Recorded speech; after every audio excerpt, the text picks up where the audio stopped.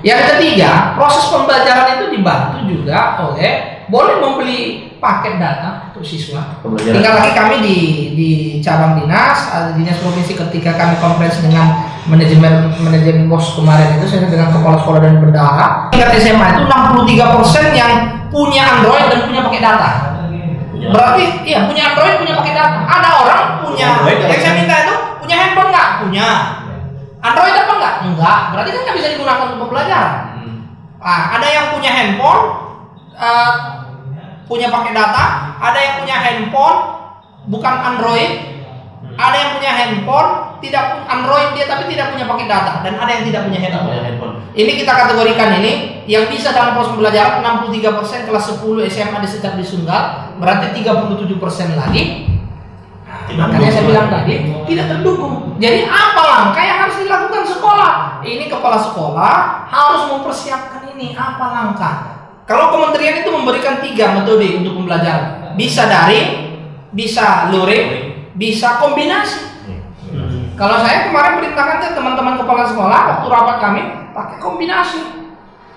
Bisa jadi nanti ada jarak terdekat di sekitar situ 3-5 orang yang punya handphone, yang kawannya nggak punya handphone, belajar kelompok atau penugasan dikasih belajar kelompok seperti itu. Tapi harus disiapkan skenario sekolah itu, karena kita nggak tahu nih apakah panjangnya sampai tahun 2020 akhir ini, nggak tahu kita ini. Kalau seandainya tahun ajaran baru 13 Juli dimulai, COVID belum mereda dan ini makin apalagi nanti mungkin makin meningkat, ya di satu sisi harus dipersiapkan. Jangan lagi ya seperti sekarang banyak orang tua yang protes. Anak saya dikasih tugas terus tapi tidak ada pembelajaran.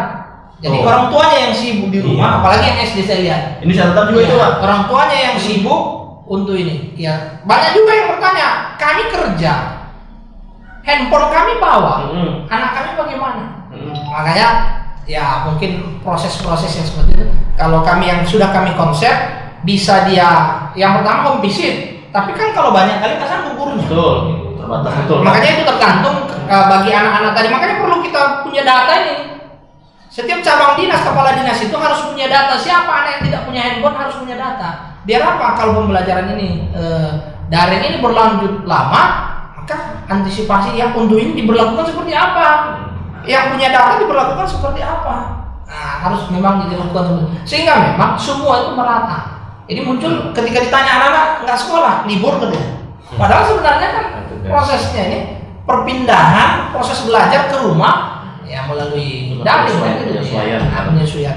Jadi itu saya pikir mengenai apa ini, sekolah harus mempersiapkan diri baik mulai dari sarana prasarana, konten pembelajaran untuk yang harus diberikan, mengantisipasi yang online yang punya data atau tidak itu harus disiapkan oleh sekolah. Jadi pesan Bapak kepada guru lah ini, nah, terutama kita kan selaku guru teman-teman sekalian kan harus menyesuaikan nih, menyesuaikan, dan yang harus kita pahami bersama bahwa sangat terbatas sebetulnya kita ini untuk bisa menyentuh semua anak, tadi sudah disampaikan oleh Pak Basir begitu kan, akan sangat terbatas kita untuk bisa menyentuh anak begitu. Jangankan di daerah, bahkan di Medan saja pun masih ketemu loh siswa yang tadi punya handphone, nggak punya paket dan lain sebagainya, mau variasi begitu gitu. Nah, jadi satu sisi teman-teman sekalian kita punya tanggung jawab untuk melakukan proses pendidikan bagi anak-anak. Di sisi lain kita juga tadi kita harus menjaga agar anak-anak ini tetap terjaga. Nah di sisi yang lain begitu kita juga harus menyiapkan atau mengkondisikan bahan kita lah, metode kita lah, dan sarana yang akan kita siapkan atau kita sampaikan kepada siswa dalam proses pembelajaran yang tadi disampaikan oleh Pak Basir harus bervariasi lah. Rekomendasi beliau variasi begitu, baik daring maupun juga yang luring. Nah, kalau Pak Basir sendiri lah, apalah pesannya kepada kita para guru terutama, ya kepada kita para guru, apa yang harus sebaiknya kami persiapkan hari ini, mengingat beban kurikulum juga banyak nih Pak. Iya. Ya kan, mengingat beban kurikulum juga ini banyak, tapi di sisi lain terbatas betul ini. Iya. Penguasaan yang pertama kan penguasaan teknologi. Kita belum survei loh guru kita. Ya mungkin di SDIT kita ini guru-gurunya kan milenial di sini kan rata-rata. Bagaimana kalau di tempat kita yang lainnya itu handphone itu hanya digunakan sebagai alat komunikasi. Telepon aja. Iya. Ya mohon maaf, apakah ditemukan? Ditemukan. Tapi kan apakah banyak? Nah, ini tentunya butuh survei itu dalam hal itu. Yang pertama itu, siapkan dulu infrastrukturnya itu dalam hal ini. Saya malah berpikir kemarin memang seandainya Menteri Pendidikan oleh perintah Pak Presiden dibuatlah jadwal TPRI itu pembelajaran mata pelajaran ini jam segini ke jam segini. Kemarin udah pernah tuh kan? Tapi dia kelas 1 sampai kelas 3. SD. Jadi dia nggak struktur langsung ini. Betul, ya. Dan dia kalau umpamanya kan disepakati pelajaran apa yang umumkan. Kalau semua kan nggak mungkin juga pelajaran. 16 atau 13 pelajaran itu nggak mungkin. Jadi pelajaran yang umumnya aja mungkin yang prioritas prioritas apa yang apa kan. Jadi kan harusnya kan buat itu serentak seluruh Indonesia kan kurikulumnya sama. Jam 8 sampai jam 9 matematika kelas 10 se-Indonesia sama. Jadi anak pun jam 8 jam 10 di rumah. Mantengin lah tuh. Iya mantengin lah tuh. Jadi nanti penugasannya ke gurunya laporannya. Jam 9 ke jam sekian pelajaran ini jam kelas ini kelas 10. Jadi sebenarnya tapi kita pun nggak punya televisi daerah yang bisa terjangkau seperti itu. Jadi susah juga memang kan. Makanya guru-guru kita ini yang pertama siapkan dulu ya belajar jangan malu lah. Karena banyak juga ya mohon maaf ada juga guru kita yang gaptek. Makanya kondisi COVID ini hikmah positifnya yang menjadikan kita terpaksa menggunakan itu. Nah, terpaksa mau tak mau harus kita gunakan. Kecuali kami sudah diminta dan sama dinas pendidikan Pak, khusus yang PNS dan guru dia yang itu yang KTT itu diminta laporan kinerjanya Pak. Kerja nggak dia? Ya kalau kerja pasti ada pembuktian dia. Kalau ngajar online ada. Kalau dia memberikan penugasan pasti ada tugas-tugas dikumpulkan. Ya kalau tidak ada itu kan menjadi masalah nantinya.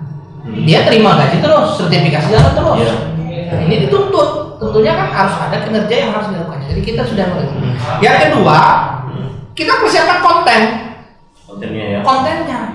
Materinya apa yang mau diberikan kepada peserta didik ini? Nah ini pembatasan konten itu gimana nih Pak? Dia kan tadi kan luas nih, banyak nih yang harus diselesaikan. Ya mungkin kan makanya guru itu sekolah harus punya pemilahan berapa anaknya di kelas itu. Kalau saya gurunya pelajaran di kelas ini berapa anak yang punya Android, berapa yang tidak punya Android, berapa yang istilahnya kan bisa mengakses itu. Makanya harus dinikan. Mungkin yang punya Android perlakuannya apa? Apakah pembagian berkelompok yang terdekat rumahnya? Maka harus di sekolah itu harus turun mengkaji itu. Kalau nggak mengkaji itu ya mohon maaf, ada yang tersampaikan, ada yang enggak. Akhirnya nggak. Ini dia kan. Tapi kalau sudah memang dilakukan itu, oh di daerah sini ada tetangganya yang sini, sudah. Atau opsi lain. Ya mungkin penugasan melalui ini, penugasan atau materi itu ke orang terdekatnya itu ditunjukkan ke situ, nanti itu menjadi pekerjaan di rumah. Banyaklah opsi-opsi mungkin yang bisa kita. Tapi intinya guru itu harus menyiapkan konten pembelajaran yang harus dibuat dia menghadapi COVID ini. Karena kita nggak tahu sampai kapan ini. Bisa jadi panjang, bisa jadi mudah-mudahan segera berakhir. Akhirnya memang biar tatap muka itu terjadi. Kalau dalam penilaian udah berat lah, karena kan kalau penilaian kita di SMA kan ada kognitif, afektif, psikomotorik. Kognitif bisa mungkin melalui quiz, tes. Tapi kalau afektifnya, ya kecuali kita zoom terus.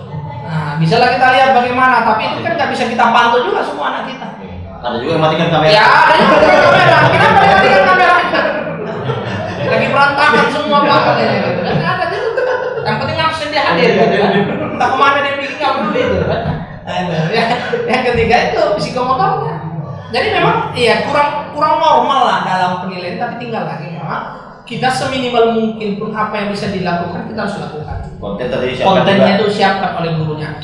Ya mungkin kita sudah pernah cerita Pak Abi. Kadang sekolah ini ya berapa persen yang punya website? Harusnya kan harusnya tinggal dimasukkan website itu ini konten pelajaran ini semua tinggal nengok, udah kerjain mana tugas mau diapain, mana yang harus dipelajari. Ya mohon maaf ya, ruang guru itu bagaimana lagi? Disiapkan materinya yang berupa video, disiapkan materinya yang berupa ini. Akhirnya anak mau belajar sendiri. Saya suruh anak saya belajar di situ. Dia belajar. Ya kita siapkan memang paketnya. Terpaksa memang karena ya biaya besar untuk biaya paket keluar gara-gara memang apa boleh buat. Tapi dipikir-pikir jajannya juga kalau dikumpul sebulan bisa juga dia beli paket itu. Lebih banyak. Iya, jajanan itu berapa dari sebulan hitunglah itu beli paket itu. Nah tentunya itu ya, makanya disiapkanlah itunya. Yang ketiga mungkin kan ya betul tadi saya sangat setuju, anak-anak itu juga harus punya komitmen. Kalau komitmennya itu school from home ya di rumah lah. Ini saya lihat memang banyak anak-anak masih banyak berkeliaran di mana-mana. Ya tentunya ini menjadi catatan bagi guru untuk sering-sering mungkin untuk menegur orang tuanya apa, cuman anak kita belajar nggak atau apa, mungkin sering berkomunikasi ya. Karena pembelajaran itu kan nggak bisa, pendidikan itu kan berhasil kan nggak harus antara guru dan murid, tapi kan ada masyarakat, ada orang tua, sekolah, orang tua, masyarakat. Ini kan 3 pilar penting dalam pendidikan. Kalau ini tidak seiring, seirama, ya nggak jalan pendidikan kita nggak bisa bagus. Makanya saya pikir itu guru mulai dari sekarang, selain mempersiapkan tadi kepala sekolah mempersiapkan itu, kepala sekolah juga harus memerintahkan guru mempersiapkan skala buruk. Mana tahu ini panjang, siapkan sekarang konten dari sekarang. Tumbal lagi sekarang ini lagi proses ujian anak-anak kalau di SMA. Iya, lagi aktivitasnya silakanlah siapkan konten materi pembelajaran yang bisa disebarkan, diberikan kepada anak-anak. Saya pikir biar anak juga belajar di rumah. Terima kasih Pak Basir, terima kasih Pak Zul. Nah, ini ada dari Pak Engran Silalahi. Kami di Al-Amjad melakukan pembelajaran kombinasi, walau persentasenya tidak punya Android sangat kecil, tapi tetap saja bahan tertulis kita bagikan ke siswa dan yang tidak dipahami dibantu melalui penjelasan daringnya. Mungkin ini tadi penjelasan dari Pak Basir tadi ya. Kemudian masih dari beliau juga, pembelajaran daring menuntut guru wajib menguasai teknologi. Wajib bisa buat konten daringnya. Jadi apakah melalui video atau PowerPoint, PDF atau apa gitu ya. Banyak sekali ya tuntutan kepada kita Bapak Ibu teman-teman sekalian. Nah, kalau Pak Jul sendiri lah, anak-anak memang difasilitasi Pak megang handphone ketika belajar ini atau gimana? Jadi ya di rumah strateginya. Ini sekarang masalah baru emang ini mulai kan. Iya, handphone cuma 1 Pak ya. Anak memang bapak sekolah teman mau orang gitu. Kata handphone 2 gitu aja. Oh, saya ikut ibu ya. Tapi kita juga kerja kan. Apalagi ngajar Pak ya, harus online lagi ya. Ini emang timbul apa baru ya, masalah baru. Tapi itu lah kita ke depannya kan. Betul. Jadi memang terjadi hal yang new life normal baru juga di rumah kita Pak. Ya, itu sebenarnya sejak ada COVID ini di rumah kita terjadi perubahan struktur rumah tangga. Semua orang tua belajar lagi jadi guru Pak. Iya, betul. Tapi banyak pernyataan orang tua kan, ternyata emang guru itu luar biasa. Timahnya di situ ya. Jadi pengakuan tentang guru itu baru sekarang nggak terasa gitu Pak. Mulia juga tugas guru itu, mereka tuh sanggup mengajari ini anak itu. Ternyata orang tua nggak sanggup ya. Orang tua disuruh malah kesusahan ya. Iya. Itu ada lagi tetangga saya, bahkan kita nggak sebut nama, tapi memang katanya cuma anak 1 anaknya itu, masih cucunya, dan semua ngajari nenek orang tuanya 2 gitu. Anak 1 dikeroyok 4, stres semua. Nah ini masalah baru. Jadi kembali ke tadi, emang nampaknya saya setuju emang kalau kita kembali ke keadaan baru tadi, kombinasi ya pastinya. Berarti kalau melihat apa yang Pak Jul sampaikan, saya memang punya bukan kesimpulan sih, tapi sepertinya memang tugas sekolah ini yang tak kalah pentingnya teman-teman sekalian adalah merubah mindset orang tua ini. Iya, betul ya Pak ya, merubah mindset orang tua, memahamkan.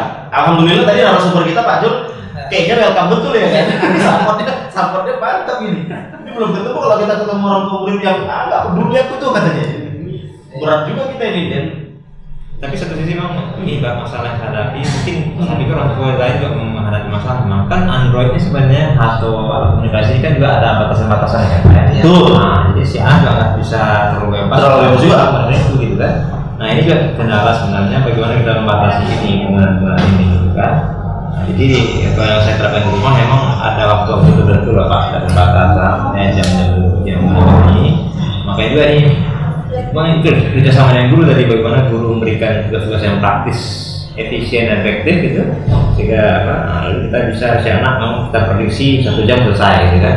Nah kalau dia selesai dengan guru, nanti jam-jam berikutnya dia nggak tugas lagi tuh, nanti game gitu, kan, dia searching kemana-mana gitu kan. Nah itu kendala juga sebenarnya.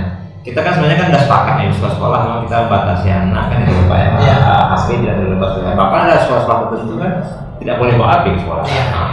Tapi dengan kondisi daring sekarang, anak harus dekat dengan HP, dengan Android. Di sini masalah memang. Nah, lalu ini bisa diantisipasi dengan bagaimana kelebihan guru pengelola sekolah untuk mendesain tugas-tugas sehingga dia nggak ada waktu untuk bermain begitu.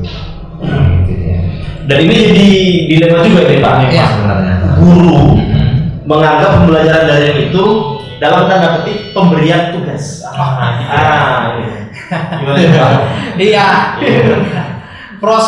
Proses belajar itu kan kita kan memindahkan proses belajar dari lingkungan sekolah ke lingkungan rumah. Tapi proses penyampaian informasinya melalui daring dalam jaringan. Itu dia sebenarnya.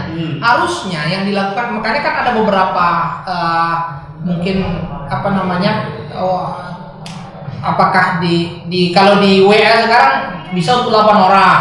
Ini bukan promosi ya, tapi mungkin kita sampaikan gitu kan. Itu yang paling familiar. Itu yang paling familiar. Artinya bisa video call kita PC dengan WA itu 8 orang maksimal. Ya, gurunya apakah setiap umpamanya setengah jam 8 orang ini diatur 8 orang ini sampai terus itu di setting lah gurunya. Yang kedua bisa melalui aplikasi Zoom, bisa Webex, bisa kalau mungkin penugasan yang lain itu pengumpulan penugasan bisa melalui Google Chrome, Google Classroom. Nah, jadi kan itu kan bisa makanya seharusnya memang prosesnya itu ini memang ya saya syukur-syukur memang anak yang sekolah IT juga sekolah anak ada yang paling nomor 2.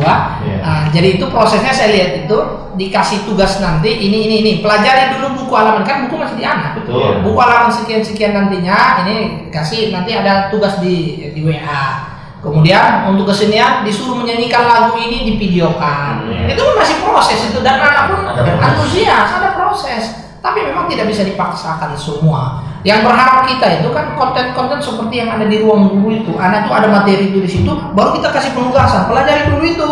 Baru ini tugasnya harus dilakukan ini dan itu sampai hari apa dikumpul.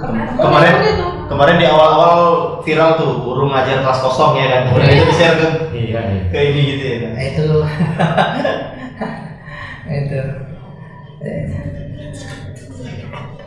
Baik, teman-teman sekalian, ini sudah 60 menit ya durasi kita, alhamdulillah, dan saya yakin dan percaya seperti yang tadi sudah disampaikan, ini adalah dalam rangka mencari titik temu dan mempersiapkan sekolah kita agar siap berhadapan dengan kondisi yang tadi disampaikan oleh kita semua, bahwa kebaruan yang baru gitu ya, apa namanya, kenormalan yang baru.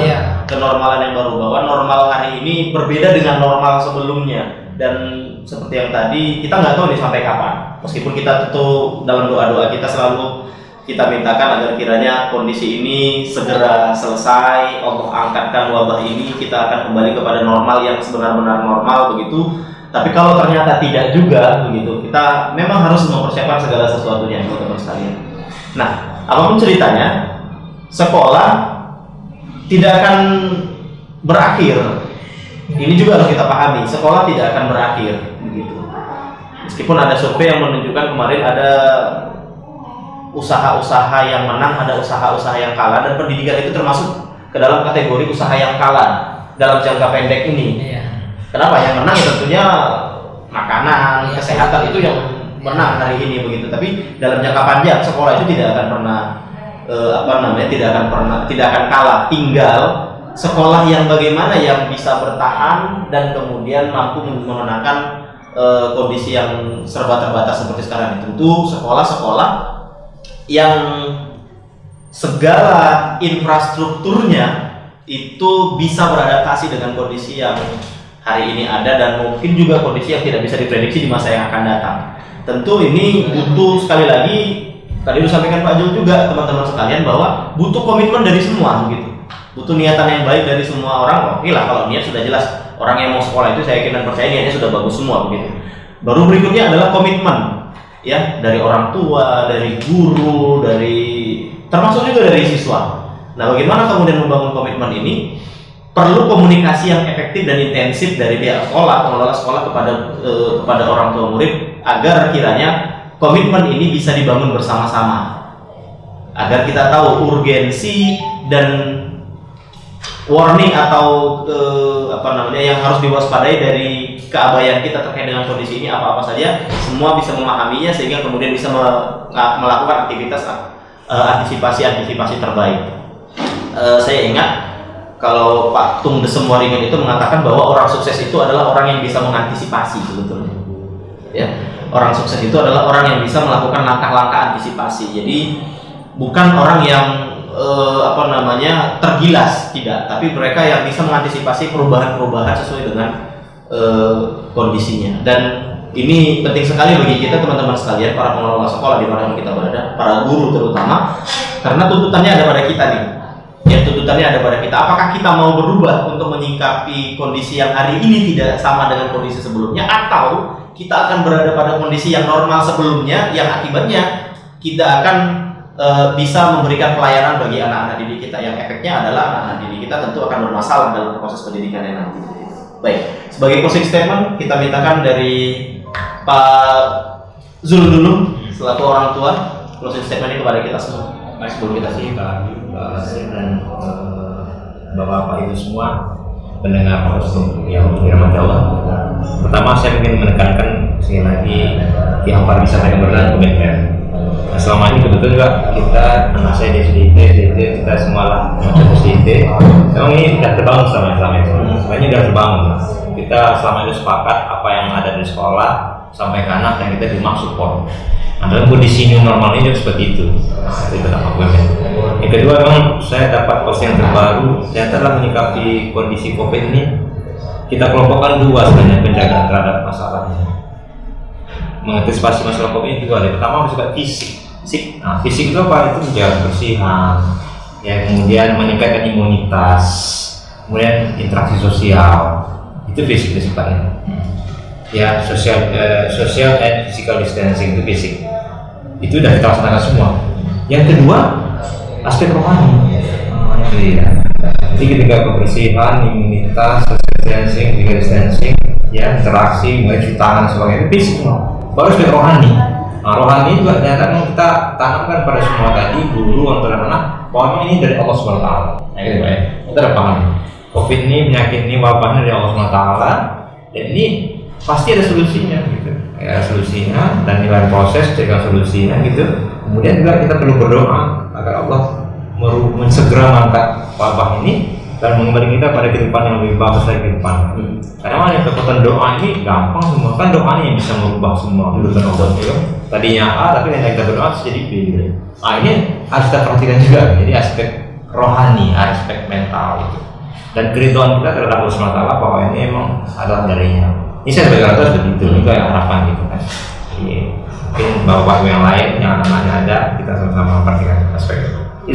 Terima kasih Pak Zul. Jadi jangan berprasangka buruk dengan ketentuan Allah. Iya. Pasti ada hikmah di balik itu semua. Baik, selanjutnya dari Pak Basir, silakan. Iya, makasih. Jadi memang khusus di Sumatera Utara, hasil kajian Balitbang Sumatera Utara, penerapan new normal ini kan harus melalui kajian. Kan tidak bisa dia harus ada mengenai epidemiologinya bagaimana, kemudian kesiapan pelayanan kesehatannya bagaimana. Kan penerapan new normal ini juga kan nggak harus bidang pendidikan, termasuk bidang ekonomi. Mungkin kalau bidang ekonomi ini akan digerakkan, tapi kalau khusus bidang pendidikan, kesimpulan dari Balitbang kita ke gugus tugas itu untuk kegiatan pada aspek pendidikan dan budaya yang menimbulkan kerumunan yang banyak, untuk sementara masih ada pembatasan sesuai aturan yang atau edaran yang ada. Itu mungkin yang pertama. Jadi sampai kapan itu keputusannya ada di gubernur melalui gugus tugas. Kita menunggu informasi sebagai warga negara yang taat, maka kita harus ikuti perintah atau aturan yang ada. Jangan kita mengambil kesimpulan sehingga nantinya akan menjadi transmisi atau penularan yang baru. Itu satu. Yang kedua, kita juga pihak sekolah, yayasan harus mempersiapkan ke depan ini perandaian jika Allah masih memberikan cobaan ini panjang. Jadi sekolah harus mempersiapkan, baik dari persiapan sarana prasarana, persiapan konten pembelajaran, dan persiapan hal-hal yang lain yang berkaitan dengan proses pembelajaran di sekolah. Itu. Yang ketiga, seandainya, ini kita juga harus, seandainya pemerintah 13 Juli nanti sudah kondisi kita sudah melandai dan sudah turun, sudah baik perkembangan dan sudah tidak meningkat lagi, kasus positifnya meningkat drastis, maka pihak sekolah juga harus mempersiapkan protokol kesehatan anak dari rumah ke sekolah. Anak dari rumah ke sekolah, mulai dari anak pakaian bersih, anak pakai masker, anak menggunakan kalau bisa diantar orang tua. Kalau menggunakan angkutan umum maka jaga jarak. Tapi diutamakanlah di antara orang tua. Repot pastinya. Repot, sangat repot. Makanya diantar orang tua atau abang atau apa. Nah, kemudian itu untuk dari rumah ke sekolah. Di sekolah anak harus cuci tangan, wajib pakai masker.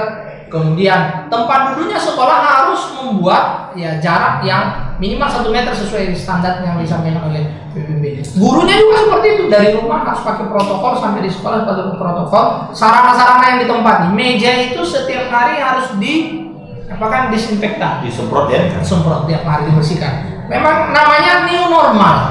Artinya memang tidak seperti normal yang sudah sebelumnya. Kalau sebelumnya nggak perlu itu semua. Tapi ini kita diajari dengan kondisi, mungkin jamnya pun tadi Pak Jul sudah menyampaikan, tidak mungkin jamnya 8 jam lagi. Bisa jadi nanti ini 1 hari untuk 1 minggu di sekolah. Nah, 1 hari diberikan pembelajaran, pengantar, penugasan, nanti 5 hari dia di rumah, dia minggu depan nanti presentasi atau apa nih. Jadi prosesnya bisa seperti kuliahan lah. Itu protokol. Dan protokol pulang juga harus. Orang tua, guru harus mengarahkan anak tidak boleh berhenti dimanapun, langsung pulang ke rumah. Jadi protokolnya itu juga, protokol kesehatan harus ada sebelum dan lagi proses dan sesudah kembali ke rumah. Jadi ini sangat penting dan kunci inti daripada COVID dan perkembangan new normal ini sebenarnya yang komitmen dari kita sebagai warga masyarakat untuk selalu menggunakan perilaku hidup bersih, selalu disiplin untuk menjaga jarak, dan ya sebisa mungkin memang kita mengikuti aturan-aturan yang sudah dibuat oleh pemerintah. Dan pastinya memang pendidikan kita tidak akan berhenti sampai di sini. Selagi libur ini, pihak guru silakan menyiapkan konten pembelajaran bagaimana ke depan sekolah kita menjadi jauh lebih bagus lagi. Saya pikir itu. Terima kasih. Terima kasih. Baik teman-teman sekalian, Insya Allah sudah cukup gamblang yang disampaikan oleh Bapak Kacabis kita, demikian juga dari mewakili orang tua murid Bapak Zulaiman, dan kami sampaikan kepada kita semua bahwa acara ini didukung oleh komunitas anak sedekah dari Departemen DPPU ya, Departemen pasti kepanjangannya lupa saya dan sosial ya, sosial kemanusiaan. Maaf. Departemen Sosial Kemanusiaan Jaringan Sekolah Terpadu Indonesia Wilayah Sumatera Utara, dan juga Departemen Pengembangan Usaha DPU, Departemen Pengembangan Usaha JCT Indonesia Wilayah Sumatera Utara, dan ditayangkan insya Allah cuplikan ini, tayangan ini insya Allah nanti akan ditayangkan di YouTube channel Arbi Pasaribu atau Bang Arbi, dan juga di JCT Sumatera Utara. Demikian untuk pertemuan hari ini, dan saya sampaikan juga bahwa hari ini kita ketemu dengan narasumber orang tua murid, kemudian dari pemangku kebijakan. Saya insya Allah nantikan pertemuan kita berikutnya, kita akan hadirkan di sini guru dan juga murid yang akan berbicara. Kita akan dengarkan dari bagaimana persepsi atau tanggapan para guru dan orang murid terutama terkait dengan kondisi new normal life di sekolah.